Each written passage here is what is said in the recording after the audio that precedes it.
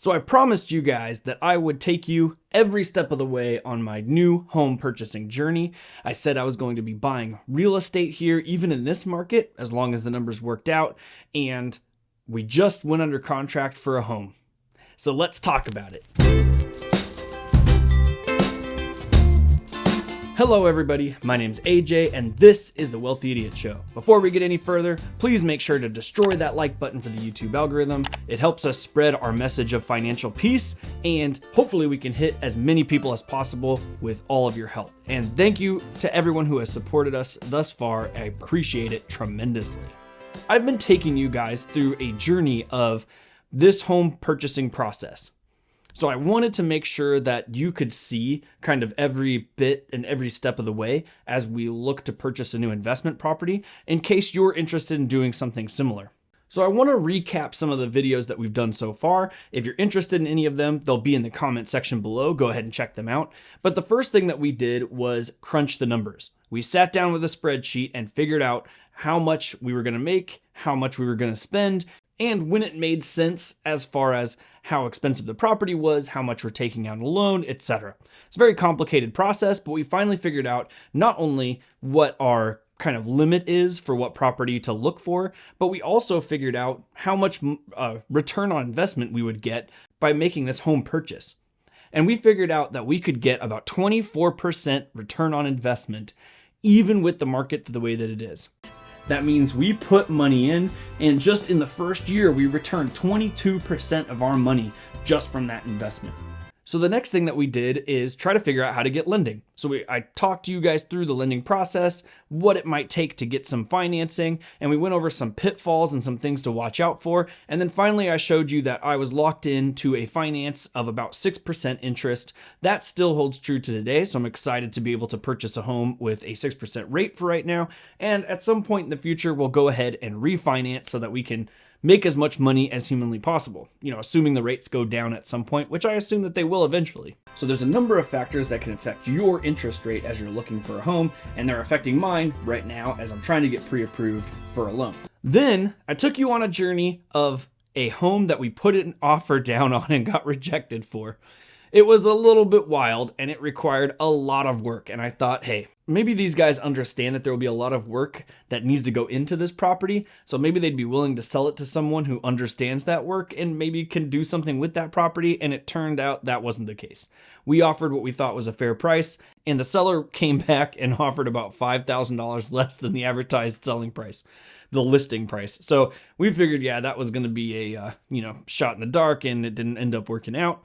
But that house is still on the market. They still can't sell it. The prices continue to drop, and it's still sitting there and nobody's purchasing it. So maybe we were right about that one after all.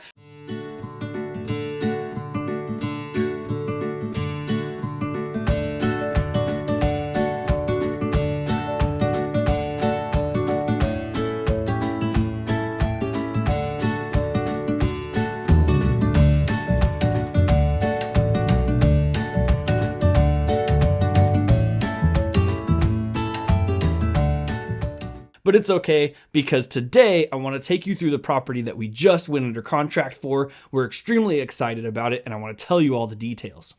But before we get into it, I want to show you what the house looks like. So here's a quick montage of all of as many photos as I currently have of the property. And then when we finally get there, so full disclaimer, I haven't actually seen this house in person yet. I just have my people check it. And by my people, I mean my real estate agent, and that's about it. We're going to have people inspect it. I'll talk about that in a minute, but I want to show you what this house looks like in some photos. And if you're on the podcast version, I'm sorry. Maybe consider hopping over to the YouTube version for just a minute, just so that you can kind of see what these pictures look like. Yeah, let's check it out.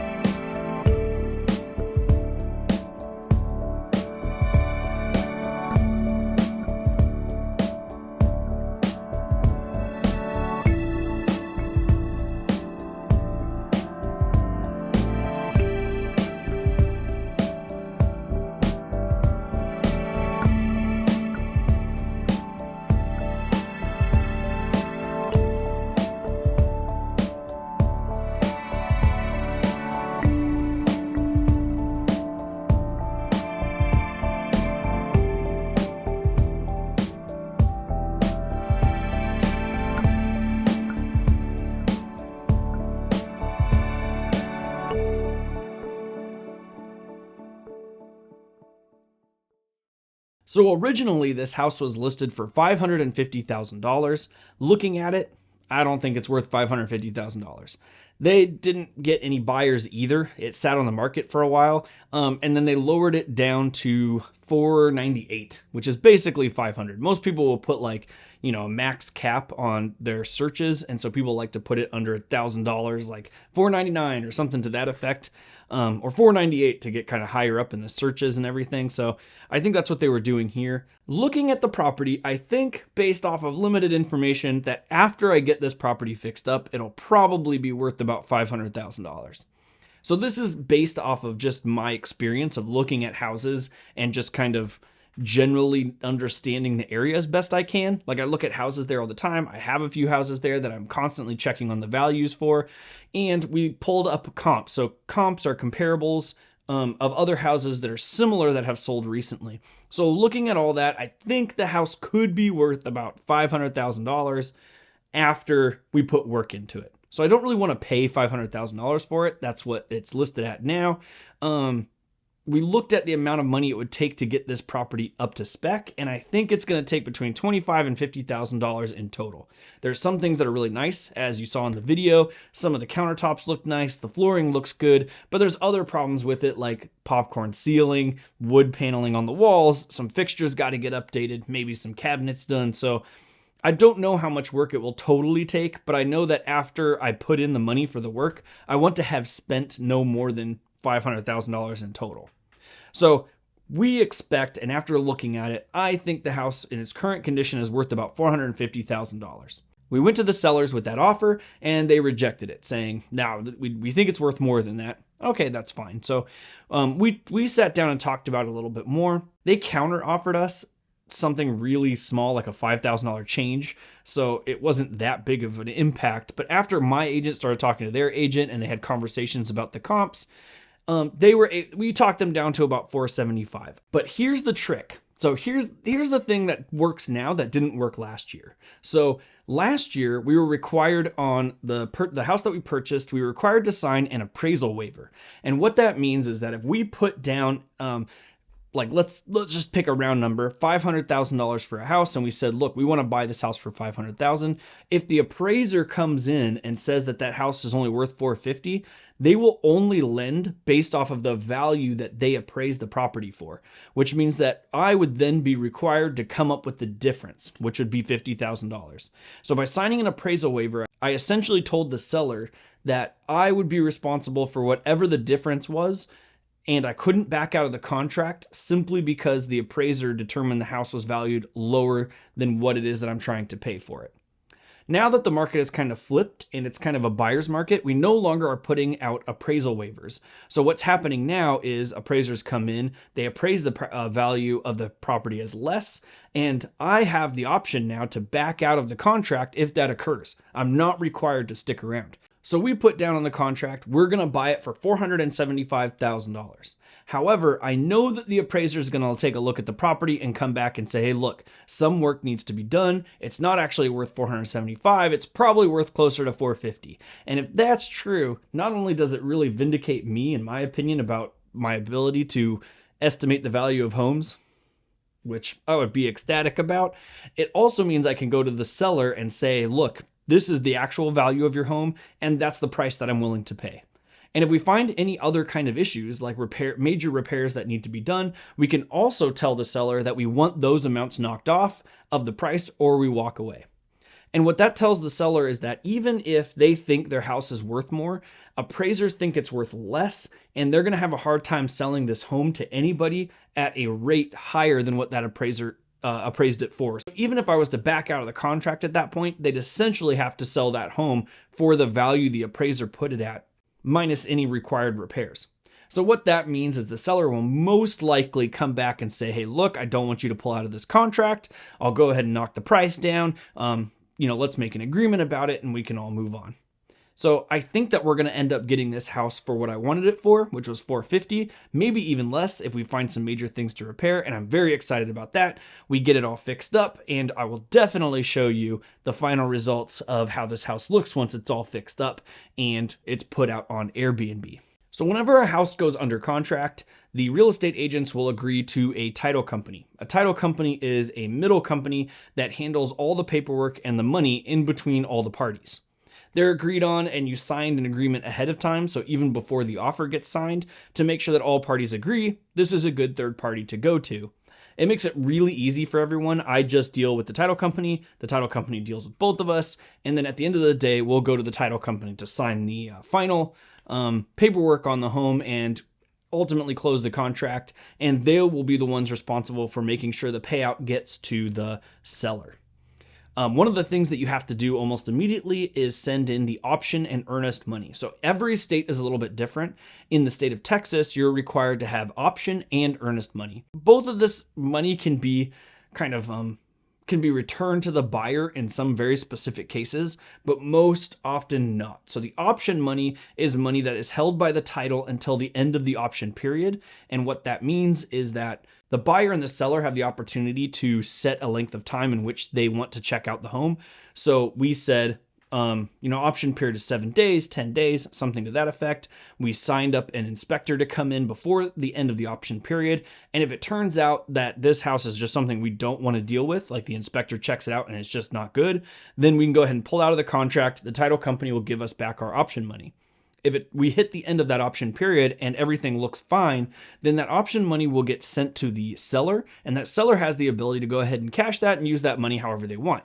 It will ultimately go to the total sale price of the home, so it's not like I'm sending extra money. It's just the kind of like proof that once we get past this option period, that I'm guaranteeing that they'll keep that money if I pull out at any point after that. Kind of makes me look like more of a serious buyer, and it helps them out. And, as assuming that nothing bad happens in this inspection, I am a serious buyer, so I'm not terribly worried about it.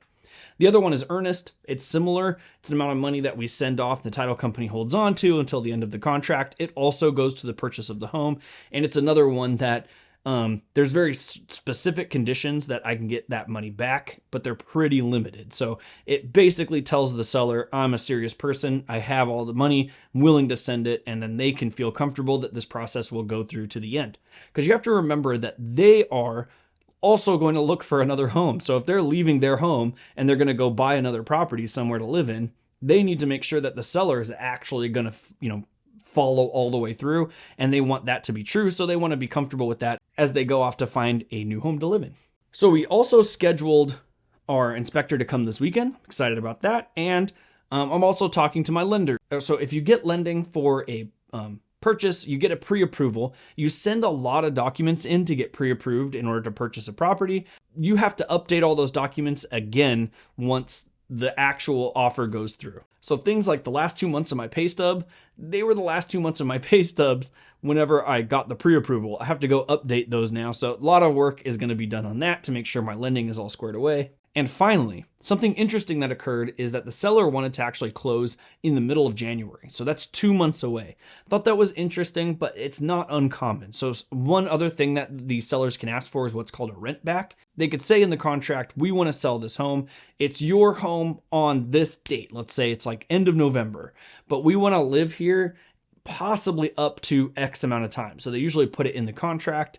I think the last one I did was up to 45 days, and they would be willing to pay the mortgage to me, the amount of the mortgage, for the entirety of those 45 days, prorated depending on when they left. And so that gives them the ability to continue living there until they can secure new housing. In this case, we just moved the closing date like really far out. So that gives them until the middle of January to find something to move into. And we're totally fine with that. I'm not moving into it. I'm not in a rush. I want to take care of the seller because I want the seller to know that, I'm flexible and I'm willing to work with them so that they can be flexible and be willing to work with me. So that's about it for right now. A lot of cool stuff is happening. I can't wait to get into this home. The next step for this whole thing is once we're done with this entire closing process, we will sign all the paperwork. The home will become ours on January 12th or 14th or something, somewhere in there. And then we'll be able to get into it and take a look. And we're going to get our general contractor out I'll fly down there to go actually see the property, and I'll get as much footage as I possibly can to show you guys what it looks like, and then we'll have our general contractor work on it, and we'll give you some after photos. So it should be a lot of fun. Thanks again for stopping by. I appreciate it. Check out our website at wealthyidiots.com, and don't forget to like and subscribe. I love you all. I'll see you guys next time.